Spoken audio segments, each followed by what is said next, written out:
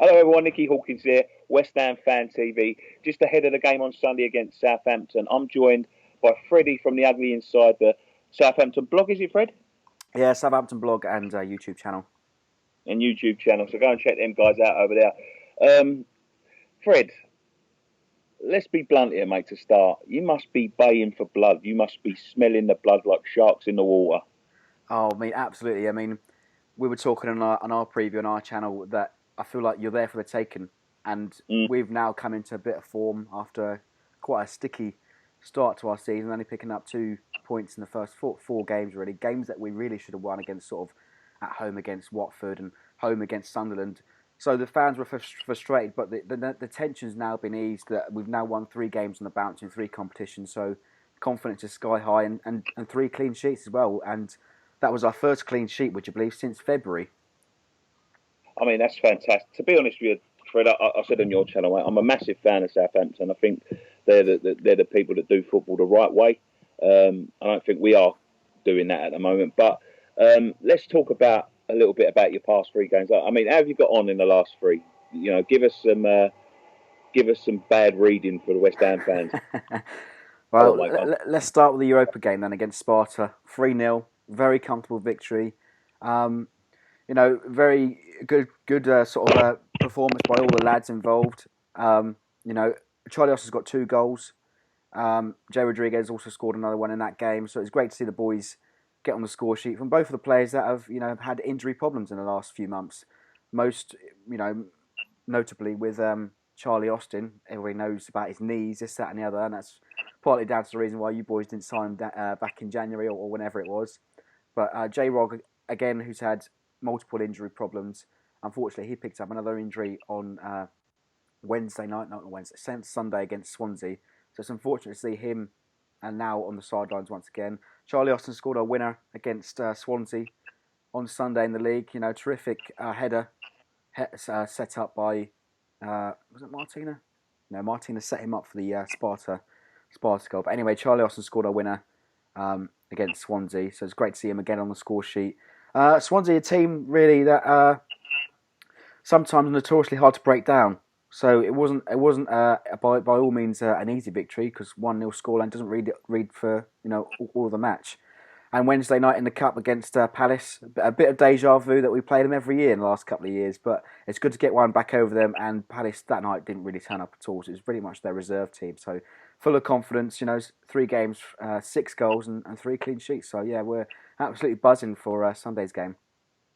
I think West Ham are rocking a little bit, Fred, from a big change of personnel in the summer. Now, I don't mean to be disrespectful when I say this, and don't take it the wrong way, but Southampton, I mean, they got this knack of bringing players through, finding real world-class stars, even through whether it's through your academy, through the transfers, and then they're going for big money. How do you do it? I mean, and you're there constantly. I mean, since that championship season when we was in the championship together.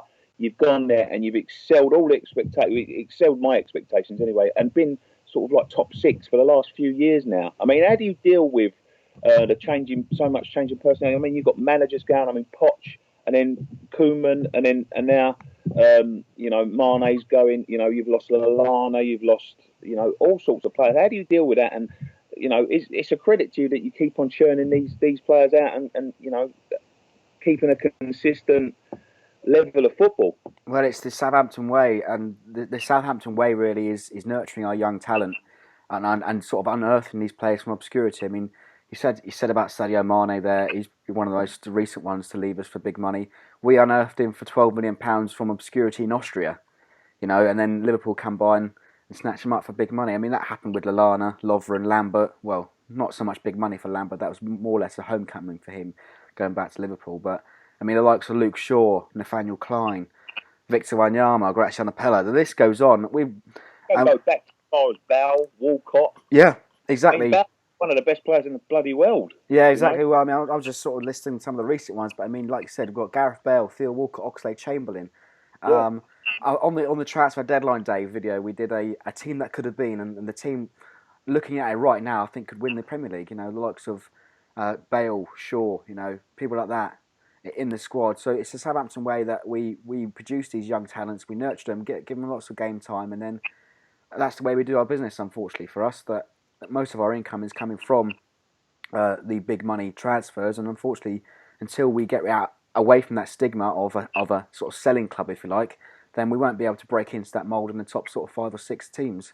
With all this money coming in now, mate, and things like that, do you foresee there will be a time when, the next Bale, the next Walcott, the next Oxlade-Chamberlain, the next Jay Rodriguez, Lallana comes through and you can keep them and really challenge for the title? Because, being a top six side is where Tottenham built from. I know Leicester won the league last year. It was a bit of a fluke, but, being a top six side, somewhere like Tottenham built from that. Do you foresee these players coming through and then the owner saying, no, look, we're not selling now. We're going to go for this. We're going to, we're really going to challenge the big boys, because you give anybody a problem on your day. Yeah, we can, and we can give anyone sort of problems against some of the big clubs. We picked up quite a few scalps last year. Obviously, beat Man United away. Charlie Austin scored his debut goal for us, but until I think it goes higher than the management on the touchline. It's the guys behind the scenes that have really set us up for that sort of foundation, really. And until they decide that we have inherited and we've got enough money to kind of invest into bigger name players, I don't think for a long time, until at least maybe 5-10 years, just estimating that really. I mean, it won't be a long time until they actually turn around and say, you know what, let's just hold this Southampton way for a couple of years and see how we do. But I mean, like you said, the money now is just ridiculous, and unfortunately for us, we've got a couple of players coming in this summer as well. Pierre Mulhuber came from Bayern Munich, £12 million. Nathan Redmond, another £10 million transfer. In 2 or 3 years' time, these guys are going to be worth 25 to 30 million. I mean, we bought Virgil van Dijk in last summer for 12 million as well. Modest fees if you look at it in the grand scheme of things. And right now, I think Virgil is one of the best centre backs in the entire league. He's worth at least 30 million right now, and it's going to be difficult to hang on to those types of players in the next sort of 18 to 20 months. All right, let's go back to the game on Sunday. First thing I want to know is who's going to be playing up front, because they're the people that are going to be in my nightmares for the next couple of. Well, to be honest, I think I reckon Charlie Austin might start this one. He got 60 minutes in the League Cup on Wednesday night, but he's actually yet to finish 90 minutes for us. So questions still hang over his head whether he can complete 90 minutes, whether he's completely match fit. But when he gets a chance in the box, he will finish it all day long. He's that type of striker poacher. In the 18-yard box, he comes alive. So I think to assist, alongside him up top, it'd be either Shane Long or Nathan Redmond. And I think Shane Long had a really decent game against Palace in the Cup. Redmond's been pretty good so far as well this season. And I think Shane Long, if he scores on Sunday, that'll give him a complete boost in his confidence, because he's really down on his luck at the moment. He hasn't scored sort of until last time he scored in the league was around March, sort of April time. So he missed a couple of good chances in the week as well. So he just needs that one chance, and he'll be sky high, just like Charlie Austin is right now. He's a good player, but two players you've mentioned there. Austin's going to come, got a bit of a history with our chairman, obviously going to want to be proving him wrong.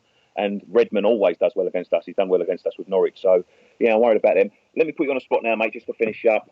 What do you think the score's going to be on Sunday? Do you know what? I'm feeling really confident going into this game. You're there for the taking. I think I would take. Do you know what? I would take a draw all day long, but my optimist is coming out. I'm going to say 2-1 to the Saints. You know what, mate? I wouldn't disagree with you. You know what I mean? You've got your reasons to think that. But okay, I'm going to say 1-0, and I'll take 1-0 as well. You know what I mean? But I think that's the hammer in me anyway.